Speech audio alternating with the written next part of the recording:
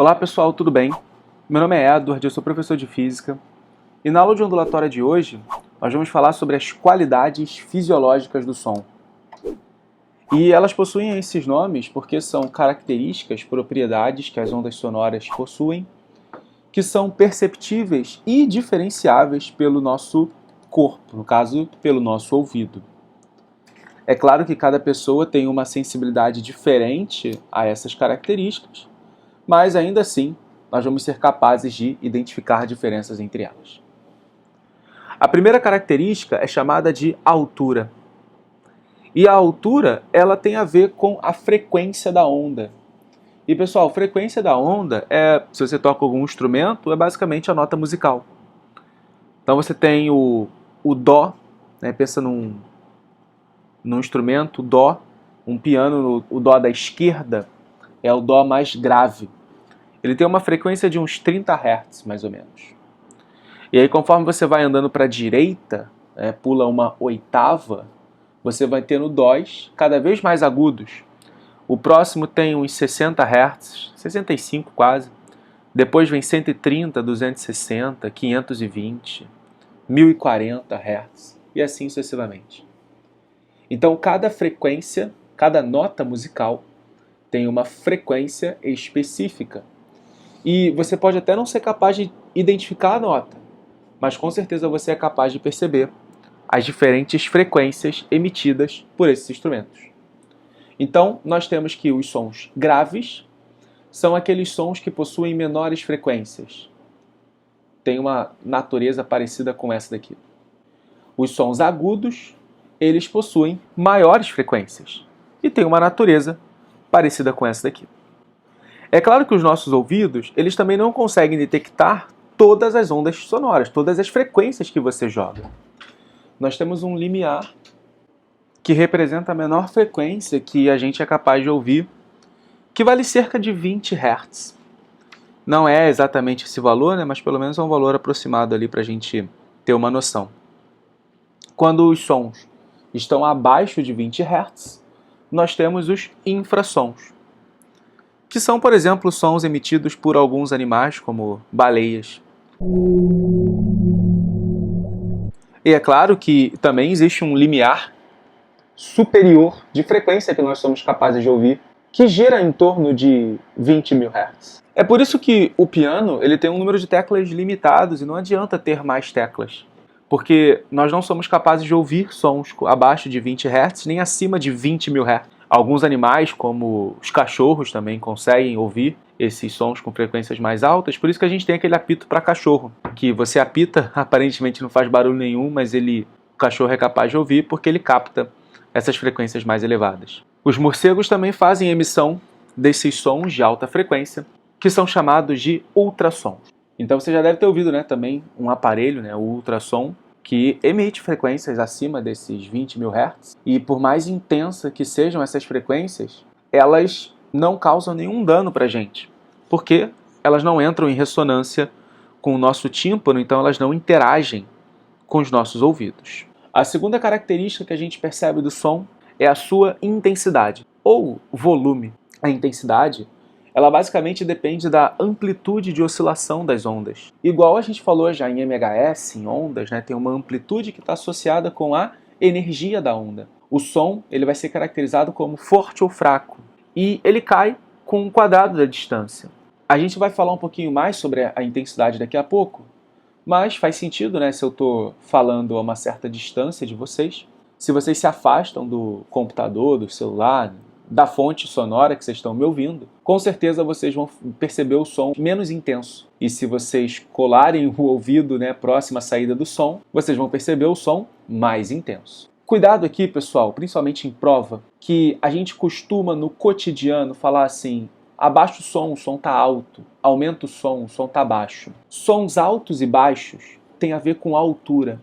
Som alto, né, um som agudo, som baixo, um som grave. Para a intensidade, a gente ou fala de volume ou fala de forte e fraco, tá certo? Então só cuidado com essa diferença aí, principalmente para a hora da prova. Daqui a pouco a gente fala um pouquinho mais sobre a intensidade. E por último, o timbre. Você pode não reconhecer exatamente qual é o som, mas se eu tocar aqui um som de um piano e um som de uma flauta, você consegue perceber que esses dois sons são diferentes. E isso acontece por conta do formato que os instrumentos musicais produzem as ondas sonoras. Os nossos ouvidos, eles conseguem perceber esses diferentes formatos e a partir daí a gente consegue perceber diferentes ondas sonoras. Por conta desse timbre é que nós conseguimos diferenciar as vozes das pessoas. E, inclusive, as vozes, né, podem ser usadas como impressão digital, já que elas são únicas para cada tipo de pessoa. Mesmo que, aparentemente, você ache que uma pessoa consegue imitar perfeitamente a voz de outra,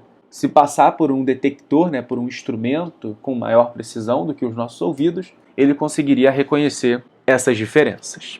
Agora vamos falar um pouquinho mais sobre a intensidade sonora. A intensidade depende do som que você vai ouvir. O som mais agudo, por exemplo, ele parece mais estridente do que o som mais grave, porque a intensidade do som agudo é maior do que a intensidade do som grave, nas mesmas condições, é claro. E a intensidade ela é definida como a razão, o que é a razão? Uma divisão, né, entre a potência, chamada de pot, emitida por uma onda, e a área. Então vai ser um P dividido por um A. Esse P é uma coisa exclusiva da fonte, né, de quem está emitindo a onda sonora. Não depende da distância, não depende de nada. O A é que é legal, porque ele é a área na qual a energia está se dividindo. E repara pela figura que você consegue ver que a energia ela se divide ao longo de uma esfera. Então, se não houver, claro, nenhuma preferência de propagação da onda, você poderia dizer que essa área é a área de uma esfera, que é 4πd ao quadrado. Por isso que a gente comentou antes, né, que a potência ela cai com o quadrado da distância. Bom, então existe uma menor intensidade que a gente é capaz de ouvir, é chamado limiar de audibilidade, e a intensidade máxima também que a gente pode ouvir, né, que o tímpano entra em ressonância sem romper, que é chamado limiar da dor.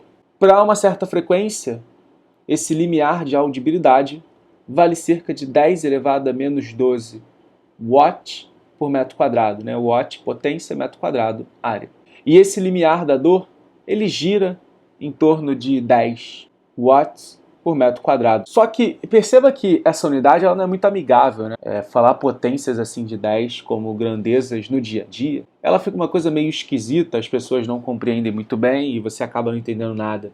Então a gente acaba criando uma nova escala para que a gente possa falar mais, falar melhor sobre essa intensidade sonora. É a escala decibel.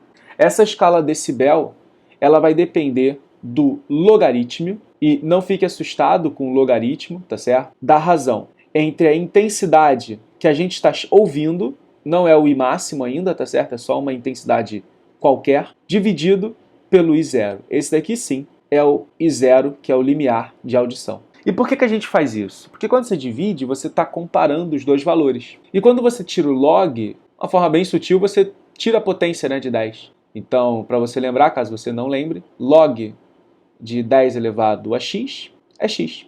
Ou seja, você facilita um pouco a representação desse número. E quando você divide, é ainda melhor. Porque você compara diretamente esse resultado, e se o i for maior do que o i0, o log vai dar um número positivo. Se for igual, vai dar 0. E se for menor, vai dar um número negativo. E isso é legal porque agora você pode olhar apenas para o sinal do resultado desse nível de intensidade sonora e determinar se você é capaz de ouvir ou não um som. E, para facilitar ainda mais a representação desse número, a gente acaba multiplicando por 10 aqui na frente. Isso facilita bastante, tá? 10 vezes o log de i sobre i0 é exatamente o valor do nível de intensidade sonora e a sua unidade é o decibel. Então eu coloquei aqui para vocês verem umas tabelas, né, um valor do nível de intensidade sonora para algumas ondas. Repara que 0 é o menor que você seria capaz de ouvir. E aí, como a escala é logarítmica, pessoal, ela dá saltos, tá certo? Você fala, pô, um quarto silencioso para um ambiente um pouco mais barulhento, não parece uma variação tão pequena, né, quanto essa escala está representando. E o limiar da dor, ela gira em torno de 130 decibéis. Acima disso,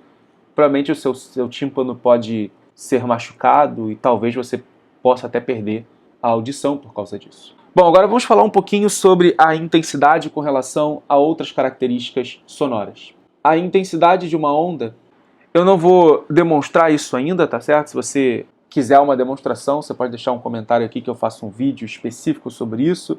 A intensidade de uma onda, ela vale essa expressão aqui. Esse V é a velocidade da onda num determinado meio. Perceba que quanto mais rápida a onda se propaga no meio, maior é a intensidade. O ρ é a densidade. O I, é claro, é a intensidade, né, que a gente está procurando. O ômega é a frequência angular. E a frequência angular está diretamente relacionada com a frequência da onda. É por isso que uma onda com maior frequência possui uma intensidade maior. Né? Sons mais agudos costumam perturbar mais os nossos ouvidos do que sons mais graves. Por isso que aquele latido daquele cachorro pequenininho, ele acaba perturbando mais a gente do que um latido de um cachorro maior, por conta dessa diferença da frequência. E esse SM, esse S, na verdade, que a gente botou aqui para fechar, é a chamada amplitude do deslocamento da onda sonora. Eu nunca vi nenhuma prova cobrar isso aqui diretamente, o ITA já cobrou isso, mas era uma questão de análise dimensional, né? Então você acabava deduzindo a equação, você não tinha que conhecê-la. Mas é bom você ter uma ideia de que a intensidade não depende apenas da amplitude, que é esse S aqui, mas ela também depende da frequência da onda sonora. Então é isso aí, pessoal. A nossa aula de hoje fica por aqui. Eu espero que vocês tenham gostado. Até a próxima. Não se esqueça de se inscrever no canal, deixar o seu like se você gostou desse vídeo. Pode deixar suas dúvidas aqui nos comentários. Compartilhe com seus amigos para que eles vejam essa aula também. E pode me seguir também lá no Instagram, @edwardfísica.